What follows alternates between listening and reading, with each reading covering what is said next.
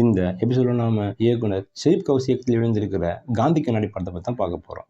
இந்த படத்தோட கதையை பற்றி பார்த்தோம்னா, தனியார் நிறுவனத்தில் செக்யூரிட்டியாக வேலை செய்து வராரு பாலாசக்திவேல். தனது காதல் மனைவி அர்ச்சனாவிடம் சந்தோஷமாக வாழ்ந்து வராரு. இவர்களுக்கு குழந்தை இல்லை. அர்ச்சனாவுக்கு 60வது திருமணம் செய்து கொள்ள வேண்டும் என ஆசைப்படுறாரு. இதற்காக பாலாஜி சக்திவேல் நிகழ்ச்சி ஏற்பாட்டாளர் பாலாவை அணுகிறார். பணம் மட்டுமே குறிக்கோளாக இருக்கும் பாலாஜி சக்திவேல் ஊரில் ஜமீன்தாராக இருந்தவர் தெரிந்து கொண்டு அவரிடம் பணம் சம்பாதிக்க முடிவு செய்கிறார்.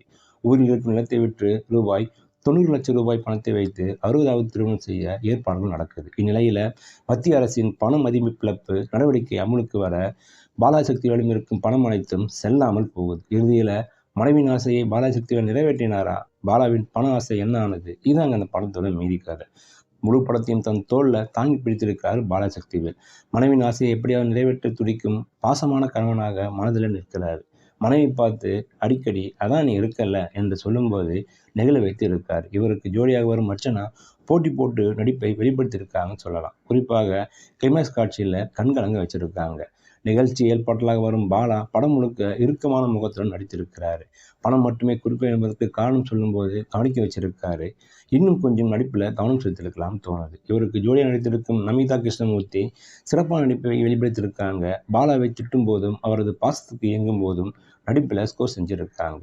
விவேக் மெர்வின் இசையில் பால் அனைத்தும் கேட்கும் ரகமாக இருக்குது. பின்னணி இசையை காட்சிகளுக்கு ஏற்ப கொடுத்திருக்கிறான்னு தோணுது. ஒளிப்பதிவாளர் பாலாஜி கே ராஜா சிறப்பான பங்களிப்பை கொடுத்திருக்கிறாங்க.